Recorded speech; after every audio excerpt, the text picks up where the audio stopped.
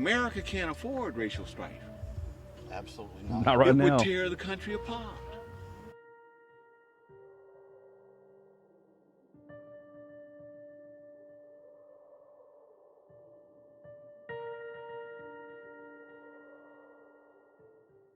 Black history is American history. White You've George, heard is me that say you? this. Yes, it is. Can I help you? Man, you are such a great storyteller, but you never tell a story about yourself. You want my story? I absolutely want your story. We'll be right back.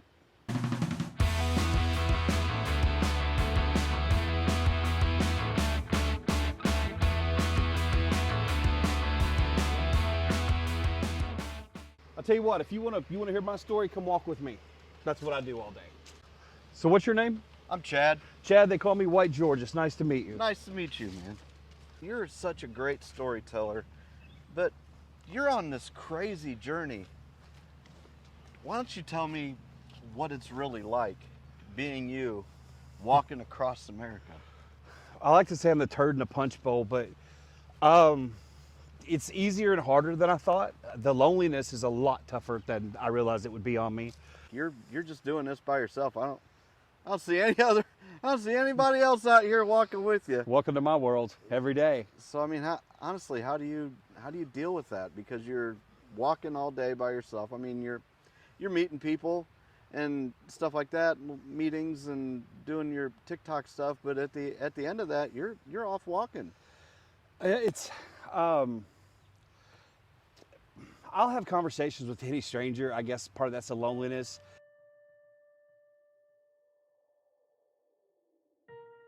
My great-grandfather died as a result of a racial altercation in the South where his land was taken from him and he was killed.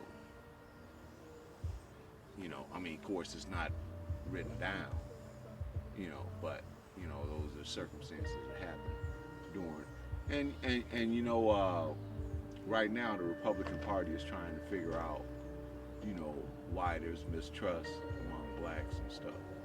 But immediately after the Civil War and Reconstruction got started, then the Republican Party actually turned its back on the Reconstruction movement that allowed the rise of the white supremacists, the Ku Klux Klan, and all this sort of stuff. And we've been battling to get rid of it since.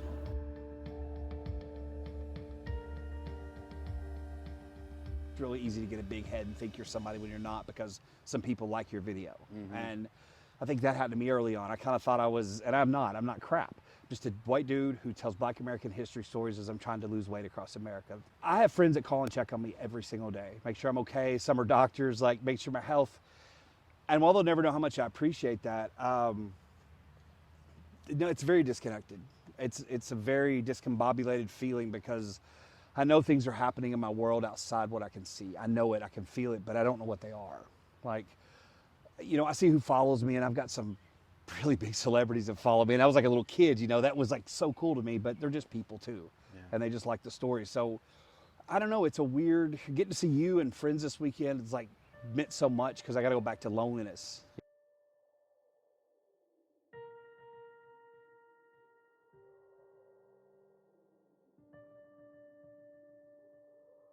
You know, Right. and after into August, when I start going from Oklahoma to LA, there's nothing out there. And that's going to be a really lonely period of time. So, You know, you can call me anytime. I don't know if I can just come get you to walk your big butt with me. Well, I'll have to see about that. Frady cat. Whatever. I've walked through Newark, Trenton, Philadelphia, Harrisburg, Pittsburgh, go Steelers. I've walked through Columbus, Dayton, Ohio, Indianapolis, now Fort Wayne. You know, I've had no problems. I've been so blessed. I mean, I got an e-bike that my friends at Newark Bicycle Shop, Marco and Derek, donated to me for the ride. I mean, they hooked me up. Like, Yeah, that thing is super nice. isn't it though? And without it, I mean, I'd be in a world of hurt because my miles would be further behind. And Derek calls and checks up on me, make sure I'm not an idiot, and I know how to put the chain back on and check tire pressure. But man, I've had people, random strangers, buy my dinner. You have taken a humongous risk in your own life. You are not working. You are relying on the generosity of whoever to help you get through this?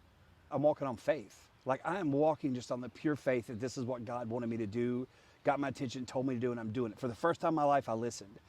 And God is providing each step of the way, the people I meet, the friendships, like getting to hook back up, see you again this weekend. Like it's just amazing how God has blessed me. And I'm literally homeless. Everything I own fits in my F-150 truck, my trusted pickup.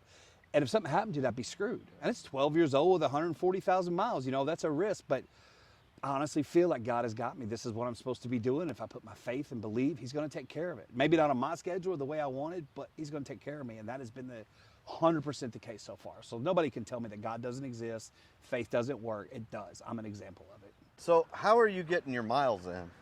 Oh, each day? Yeah. Yeah, I guess it's kind of confusing because I live in my truck, right?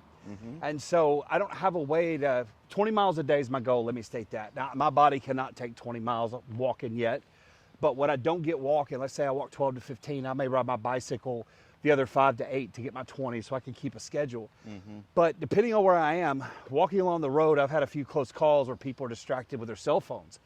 So I pick and choose, meaning like when I got to Philadelphia and I walked, I think it was 14 and a half miles, I walked around downtown Philadelphia in a big loop back to my truck. And then I could advance that 14 and a half miles I put in that day to keep the integrity of my mileage. Mm-hmm. It's the only way I know to do it since I'm doing it by myself. And if I had an RV, which I'm trying to work on getting like a trailer, if I could do that, it would be able to help and change things. But being solo in my truck is the only way I know to make it work. Yeah, you need something like that over there. Are you kidding me? Look at all those over there. That'd be awesome. I'd love to find an RV dealer or manufacturer who would give me the use of one. You know, walk across the country to create content. That would be, because I watch all these videos on RVs. I'm obsessed with them. I know you and I were just talking about it. And Yep. But everybody just tells about the RV, and I'd rather embed the RV as a character of my story as I cross the country. But maybe I'll convince one of them. Yeah. Hey, any RV dealers out here? This guy needs one bad. He's doing something big here. And we're in Indiana, Yeah. Yeah, the home of RVs. Yeah, we're about an hour away. Come on, Fleetwood. Come on, Heartland. come on, man. Let's get this guy an RV. Blue Compass. I even talk about the Blue Compass dealer, but never heard back. I'll figure out a way. So how's your body holding up? My knees hate my guts. They hate me. But I can walk for hours and hours and hours, 3-4 hours.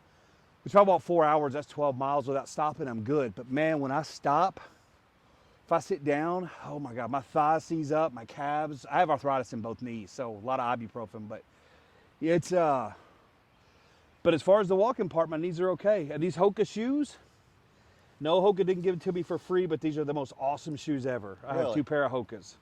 I might have to try some I'm of telling you those. right now, they're walking on air when you walk on these things. So what are your, I mean, I'm your friend.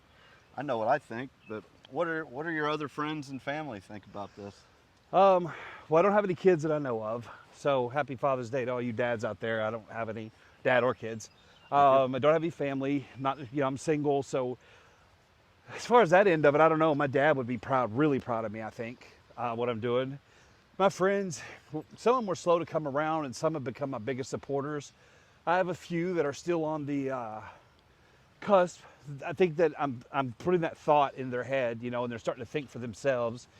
Because I always get them with, you could joke about being a racist, but you're going to church on Sunday. How does that work? And Absolutely. they never have an answer for it. And then I've got a few friends who just are committed to being hateful and biased and prejudiced towards other people. That's just who they are, and I just don't have as much to do with them anymore, to be honest. So they really are friends? Based on my old ideology, they were. But not the way I think and see the world now. No, they're just not people I want to know anymore. Yeah, I think sometimes we have to let the things of our past go that are not helping us move forward, People in my world that reinforce racism, or people that were in my world, I realized that was part of the problem. It's that echo chamber we talked about, that just constant reinforcement of a negative ideology. And it's hard to break free if you keep the same people in there who keep reinforcing it. You're right. I miss my dog terribly. But the flip side is you got a lot of time to walk and think, I guess, and it gives you a lot of time to reflect on your mistakes and failures. And I don't know, I pray for enemies and friends alike. It gives me a lot of time to be with me, and sometimes that's a scary thing too. Like I said, the loneliness, because I meet strangers and I get have fascinating conversations with complete strangers. You'll day to day. see the end of racism when you see diversity. When they can stop saying, this is the first black person, this is the first, Native American. That's when racism will end. Because there will be enough people in positions to prevent it.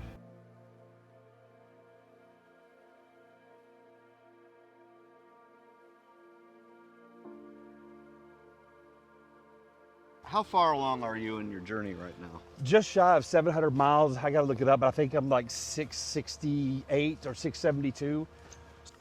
Last year of my life, I've been around way more black Americans than I have white Americans at any point in my life, like for the first 50 years combined. And all I see is similarities. The differences I thought that existed, I don't see anymore. I see how common we are, how similar we are, what we want for our kids, our families, for each other. And I know if I can see it, anybody can see it. Yeah, I think we all can. I just Don't know why we don't. Yeah, I'd love to know why we don't, or why it's never talked about. Well, they keep us divided. That's my thing. I was sitting in church today, and I'm looking at all the different people, all the different souls, and how we're all so different, we're all so the same, and people identify by political party or sexual orientation or gender or football team, and that's great. People want to have that, but when we all boil down to it, we're just humans with red blood. We all have problems. It's not just an unfair world, it's a cruel world, and we got to look out for each other so that cruelty doesn't gobble us up.